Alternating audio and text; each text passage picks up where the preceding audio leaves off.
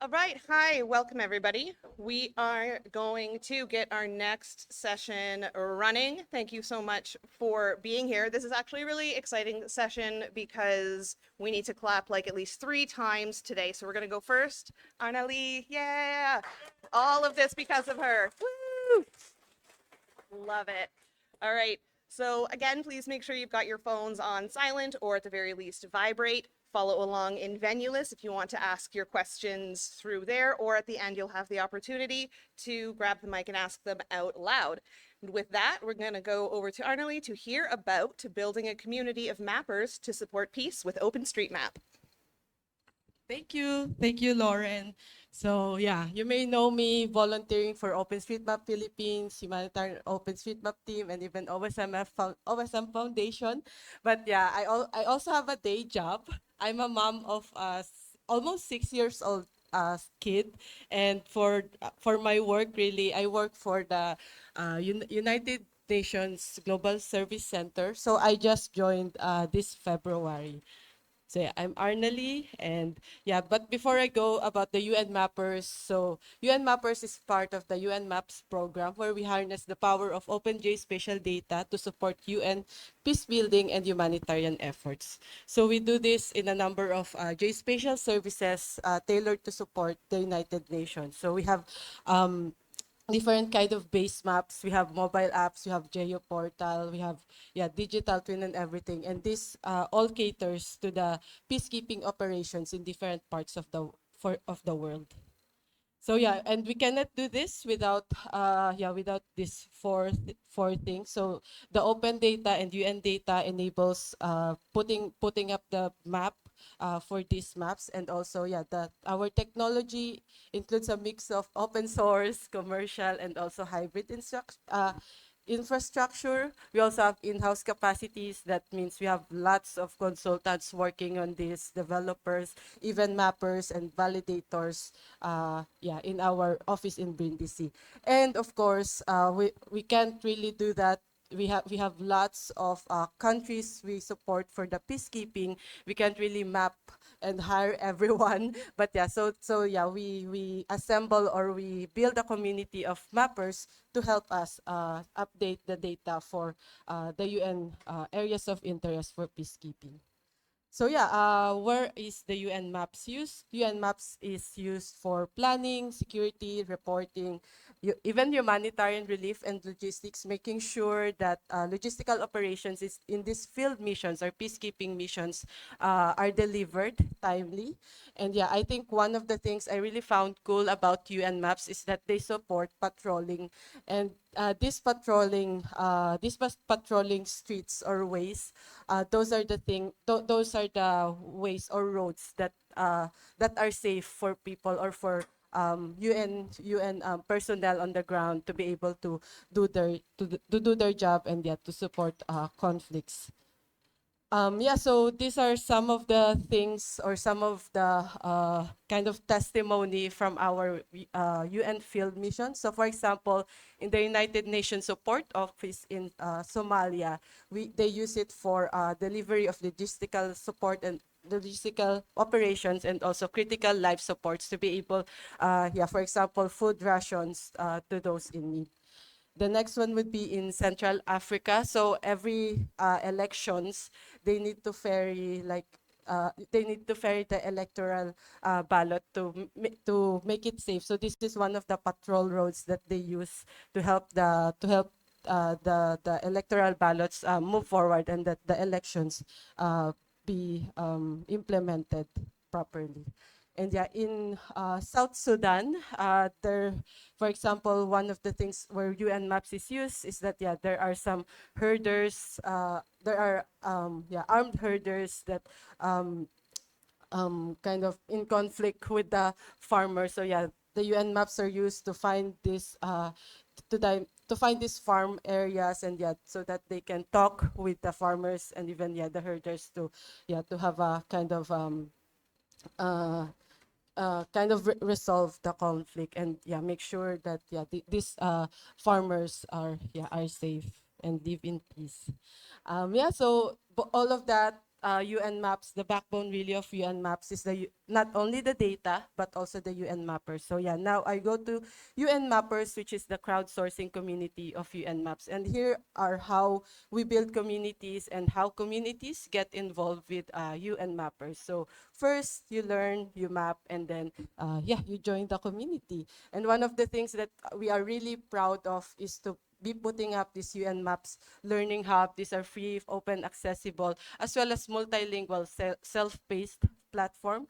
Currently, there are basic and advanced OpenStreetMap, and a soft launch is that we also have QGIS available there, which is yeah, tailor-fitted for OpenStreetMap and also peacekeeping data. And yeah, these are just some of our recent activities.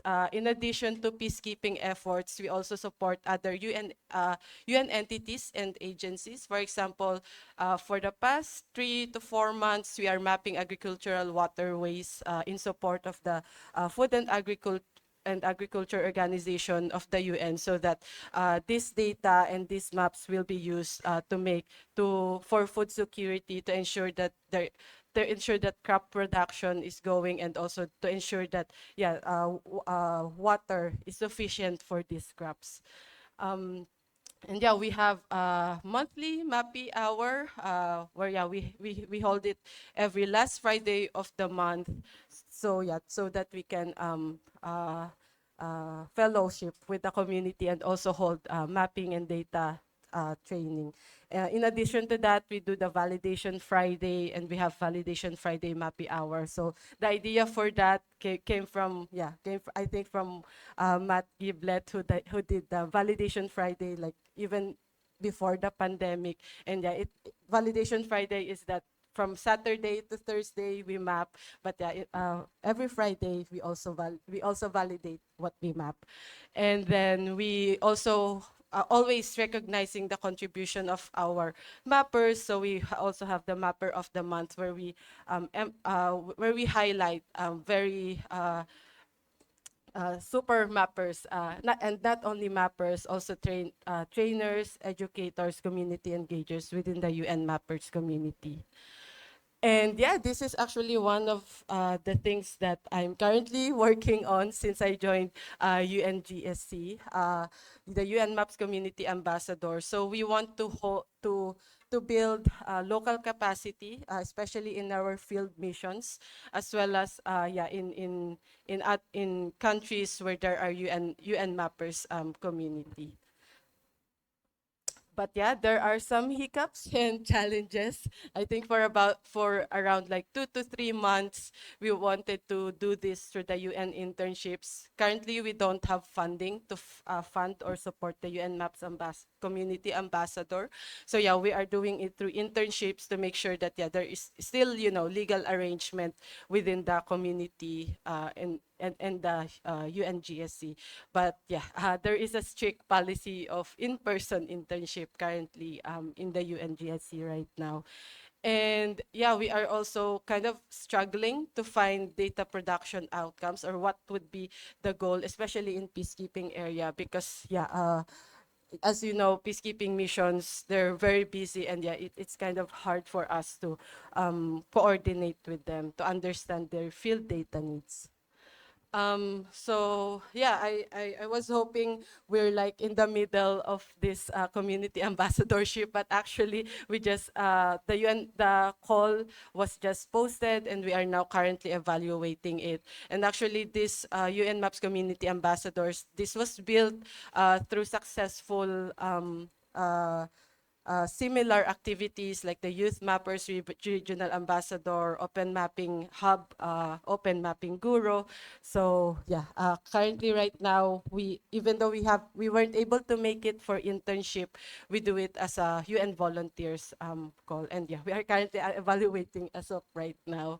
And then yeah, we are also open to collaborating with different communities and related initiatives for this pilot. And yeah, we're gaining insights. We've been collaborating with lots of youth mappers, youth mappers chapter. So yeah, if you're a youth mapper, kindly reach out to us if you want to collaborate with UN mappers. And yeah, still consulting with our senior management about collaborating, especially with external organizations like big organizations that want to support our program. And I think I'm gonna show it later in the closing, but maybe you get a first dip. I just want to leave you with this since I'm talking about UN mappers and community, because this has been my driving force to do the community engagement, even to do state of the map and volunteering for OpenStreetMap. So this is an African proverb. The purse is actually given by an OpenStreetMap mapper, and she said that she reminds me of this. That's why she gave it to me. But I'm just gonna also say this because I really like this proverb. If you want to go fast, go alone. If you want to go far, go together. So as mentioned, it's been my driving force. Like the UN mappers, we cannot do mapping on our own. We cannot do just the consultants and everything. And if we want to go far by doing this together. And I think that's also the passion or the driving force of the OpenStreetMap community. That's why, it's a global one. So, I know, we've built this community, not just the UN mappers, the OpenStreetMap community, and I know that, we will build more third generation, fourth generation mappers, through these initiatives and, through our individual initiatives. So, with that, thank you. You can email UN Mappers if you have any questions. Our website is in there, and also, our Discord server, which is our main community channel, is also there. So if you have any question, please feel free to, ask.